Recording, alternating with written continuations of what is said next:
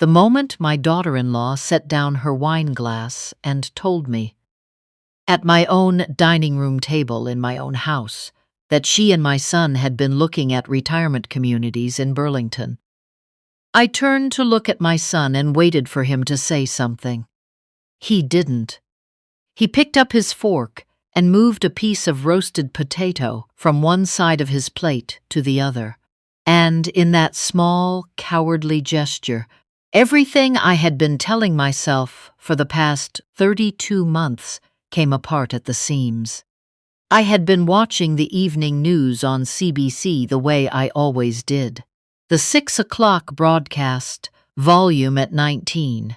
The same spot on the same couch where I had sat for 20 years when my daughter-in-law called me for dinner. We had a routine, the three of us, or something that resembled one. I cooked on Mondays and Thursdays. She ordered in on Wednesdays. The other nights were negotiated in the way things get negotiated when people live together without ever agreeing on the terms. The arrangement had started as temporary. My son's digital marketing agency had hit a rough patch after the pandemic. Clients pulled back, contracts evaporated, the whole industry shifted in ways that had left his small firm scrambling.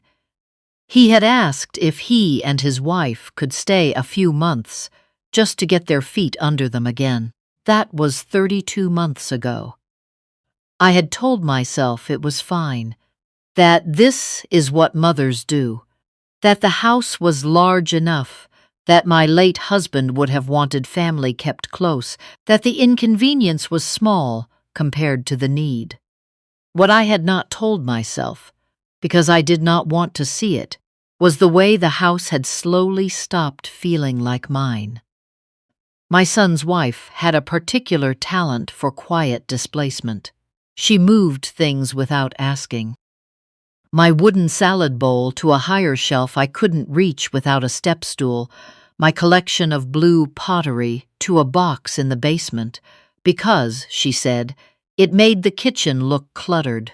She started calling the second bedroom the home office, as though the word home had simply come, untethered, from its rightful owner. When I mentioned once that I would like to repaint the hallway, a warm sage green I had been thinking about for 2 years, she said the light in this house didn't suit that particular shade, and somehow that was the end of that conversation. My son said nothing.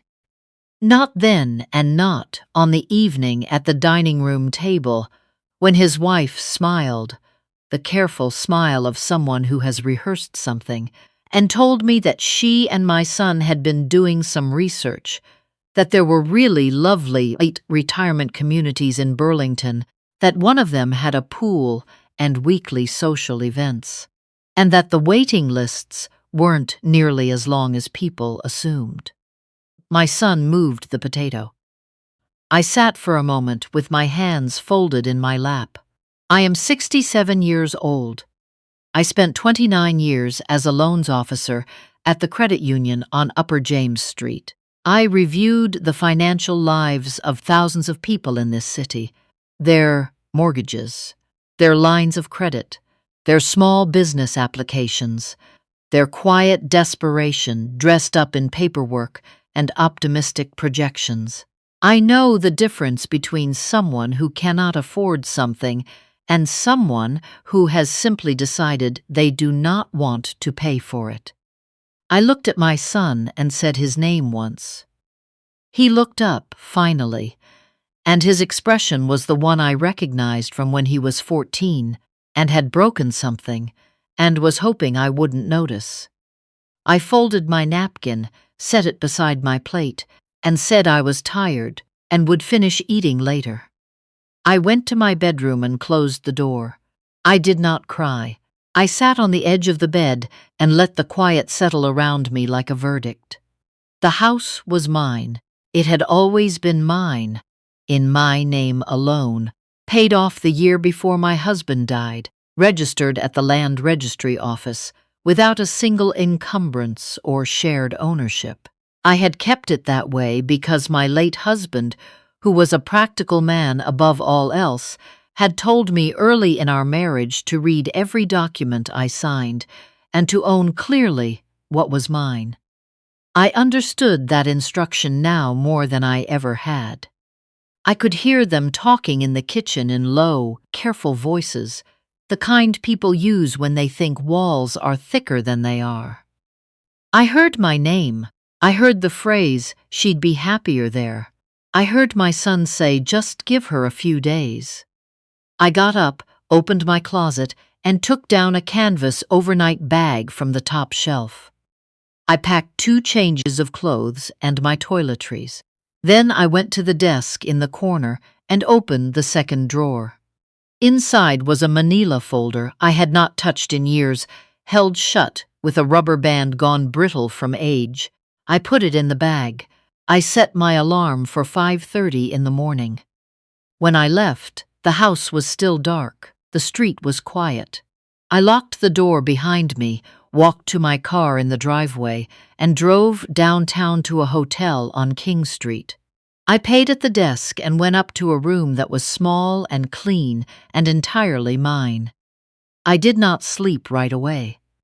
I sat at the small desk by the window, with the manila folders spread open in front of me, the same way I used to sit at my desk at the credit union, going through files that other people dismissed as routine, but rarely were.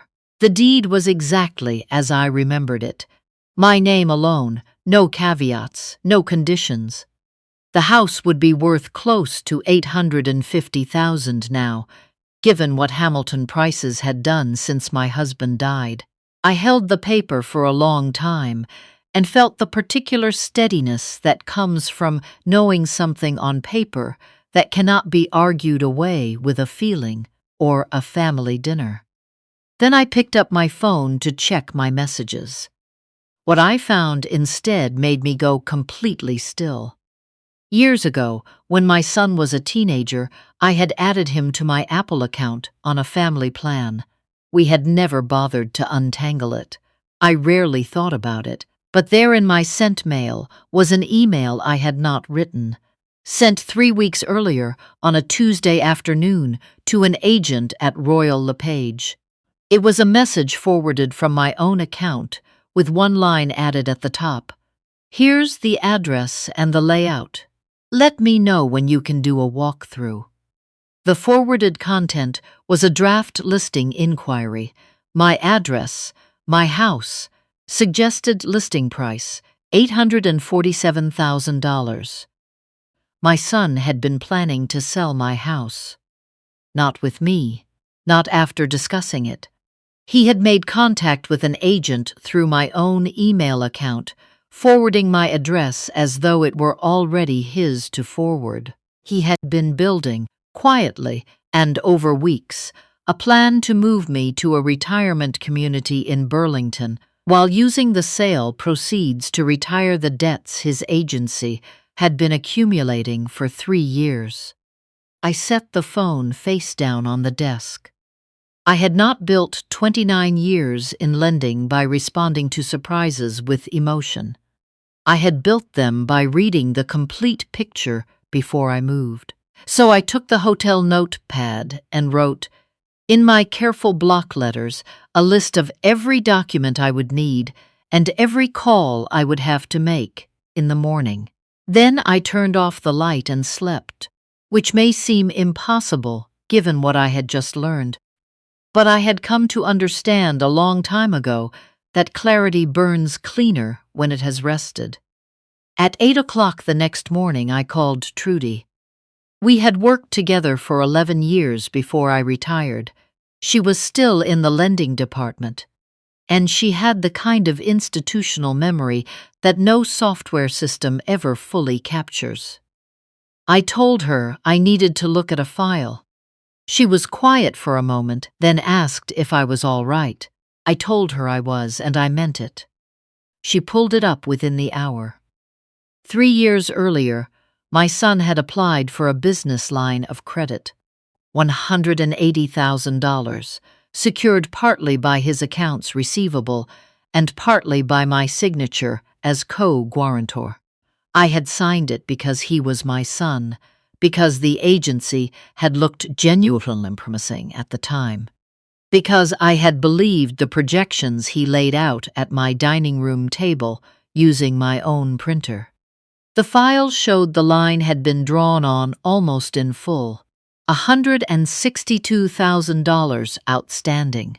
Minimum payments met barely for the last 7 months.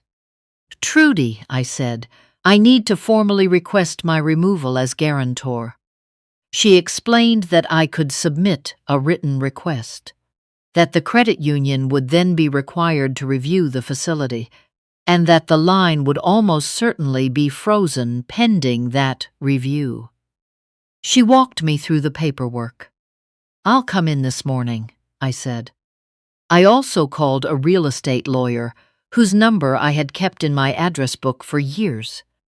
A woman who had helped me with my husband's estate. I was not calling about selling. I was calling about the notice. In Ontario, when someone is living in your home without a lease and without paying rent, they are an occupant by invitation, not a tenant under the Residential Tenancies Act. The law treats that differently, and in ways that favor the homeowner. She advised a formal written notice, 60 days, which she called generous given the circumstances, served by a process server, not handed over personally. "Don't be in the room when it's delivered," she said. I wasn't planning to be, I said. The credit union by 10, the lawyer's office by 11. By early afternoon, the notice had been drafted, printed, and handed to a process server. I ordered lunch in the hotel restaurant, a bowl of soup and a pot of tea, simple things, and waited. My phone rang at 2:17 in the afternoon. My son's name on screen. I let it ring twice before I answered. He was not shouting, which surprised me. He was speaking in the careful, controlled register of someone who has just been handed something they cannot negotiate around. "There's a man at the door," he said. "He left papers." "Yes," I said. "Mom," a long pause, "what is this?" "It's a notice to vacate," I said. 60 days. The start date and end date are both printed at the top. Silence. "We don't have anywhere to go," he said. "We haven't saved anything. The agency has been—" "Aiden," I said, and I used his name the way I used to when he was young and had done something that genuinely disappointed me. Not loudly, just with the weight of it. "I found the email you sent to the Royal LePage agent with my address from my account." The silence on his end became a different kind of silence. "I spent 29 years reading loan files," I said. "I know exactly what a debt problem looks like when someone is trying to solve it with someone else's asset. I'm your mother and I love you, but I will not be liquidated to cover your balance sheet." He said, "Mom." Just that, in a voice I hadn't heard since he was very small and badly frightened of something. 60 days, I said. Use them well. I ended the call. His wife called 19 minutes later. I let it go to voicemail and sent a text instead. "Please review the notice carefully. The terms are clear. I'm not available for calls today."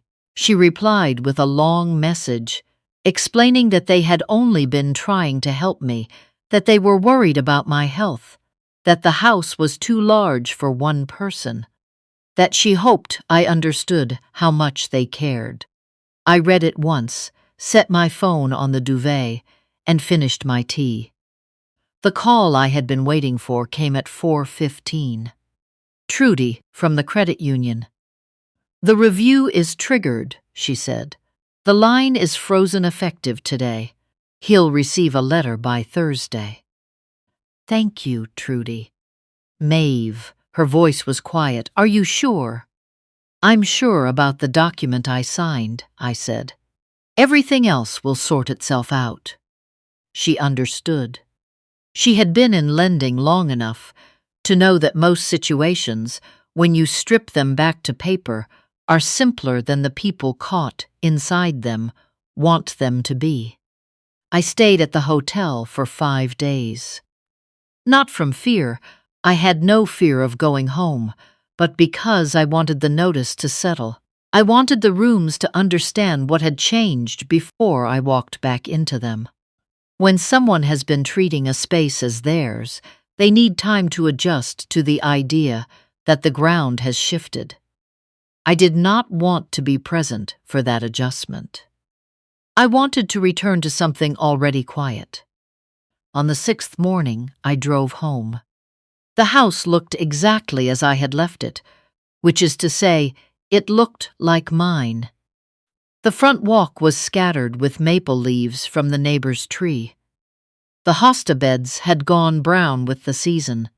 I unlocked the door and stepped into the hallway and stood there for a moment, taking it in.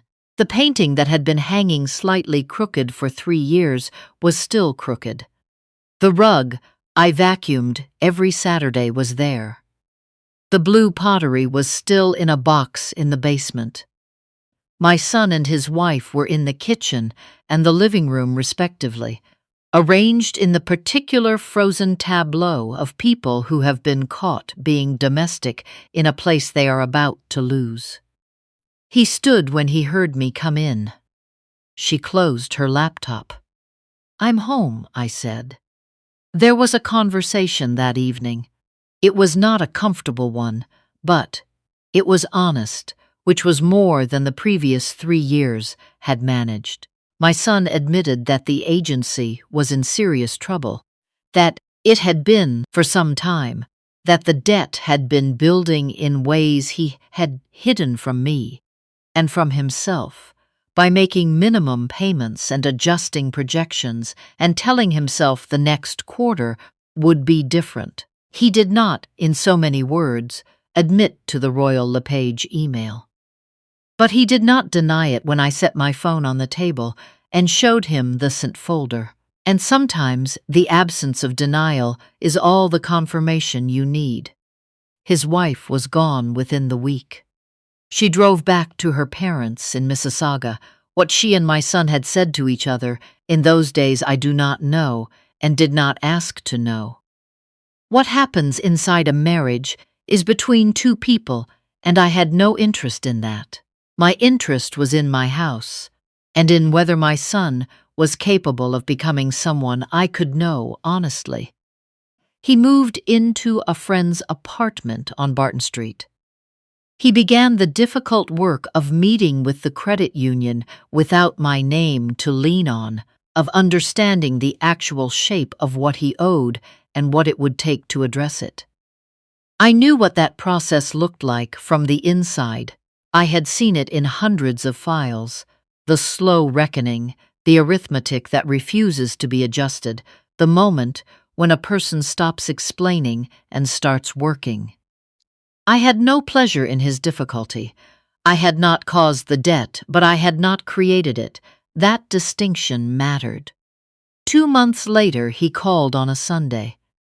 He was at a Tim Hortons on Concession Street. I could hear the particular hiss of the espresso machine, the low undercurrent of other people's conversations. He asked if he could see me. We met the following Tuesday at a cafe on James North. He looked thinner. He looked like someone who had been keeping an honest accounting of himself for the first time in several years, and finding it uncomfortable in the way honest accountings usually are. He said he was sorry, not the quick, efficient sorry that's designed to move a conversation forward. He said it slowly, with pauses, in the way of someone who knows the words are insufficient but has not found better ones. I listened, that was all I did. When he finished, I told him this: I would always be his mother. I was not interested in punishing him, but certain things had changed and would not change back. He would not stay in my house again without a written agreement, and a fair contribution to the costs. My name would not appear on any of his financial documents without my own independent legal review. And the house, my house, the one in my name, the one I had maintained and paid for, and insured and cleaned for 20 years, was mine. Not family property, not a shared resource, not collateral for someone else's ambitions. He nodded and looked at his coffee. "I think I told myself you wouldn't figure it out," he said finally. "I figured out everything," I said. "I was simply waiting until I understood the whole picture." We did not embrace when we left. But we stood outside on the November sidewalk for a few minutes and talked about nothing consequential. The new construction going up on King Street. Whether the Tickats had any reasonable chance next season, the fact that my neighbor's elm was overdue to come down before the ice. It was almost ordinary. Not what we had been before, but something. The beginning, maybe something built on terms that were clear on both sides. I drove home alone and let myself in with the new key. I had called a locksmith the week before, a quiet man from the East End who asked no questions and did good work. The new key felt different in my hand. Not heavier, lighter somehow. The right weight for the thing it opened. I went to the hallway and straightened the painting that had been hanging crooked for 3 years. It took me 30 seconds. I had always meant to do it. Then I went downstairs to the basement and found the box with my blue pottery and brought it back up to the kitchen counter, where the afternoon light came through the window at exactly the right angle. It looked the way it had always looked when it was there. It looked right. I filled the kettle and stood at the counter while it came to a boil, and I thought about the past 32 months, not with regret and not with anger, but with the particular clarity of someone who has finally read the whole document and understands what it says. I had not been naive. I had been willing, which is different. Willing to extend time, to absorb inconvenience, to give my son room to find his footing. What I had not been willing to see was the moment that willingness was mistaken for something else, for permission, for softness that could be pushed further, for a door that had been left open long enough that someone had started to believe it would never close. It had closed, gently, without drama, with the full backing of the Land Registry Office and a credit union on Upper James Street, and a real estate lawyer who billed by the hour and earned every cent. I poured the tea and carried it to my chair by the front window, the one with the good view of the street, and sat down in the particular quiet of a house that has returned to itself. No one else's footsteps moving through the ceiling, no unfamiliar schedules pressing against the walls, just the kettle cooling on the stove and the sound of leaves in the yard and CBC radio coming softly from the kitchen. I picked up the remote. I turned the volume to exactly where I like it. There is something I want to say to anyone listening who recognizes any part of this story. Kindness is not the same thing as surrender. Letting the people you love face the consequences of their own choices is not the same as abandoning them. And when someone, anyone, begins treating your patience as policy, your generosity as infrastructure, your home as an asset they are quietly planning to convert, the most loving thing you can do is stop. Not because love is conditional, because love that loses its shape entirely is not love anymore. It is just a softer kind of harm. I am 67 years old. I have a paid-off house in Hamilton and a son I am slowly learning to know again, this time on honest terms. I have a pot of tea and a chair by the window and a blue pottery bowl on my kitchen counter. right where it belongs. I did not burn anything down. I just stopped, pretending the fire wasn't there. Now I want to hear from you. Would you have spoken up sooner than I did, or would you have waited just as long? And which part of Canada are you joining us from today?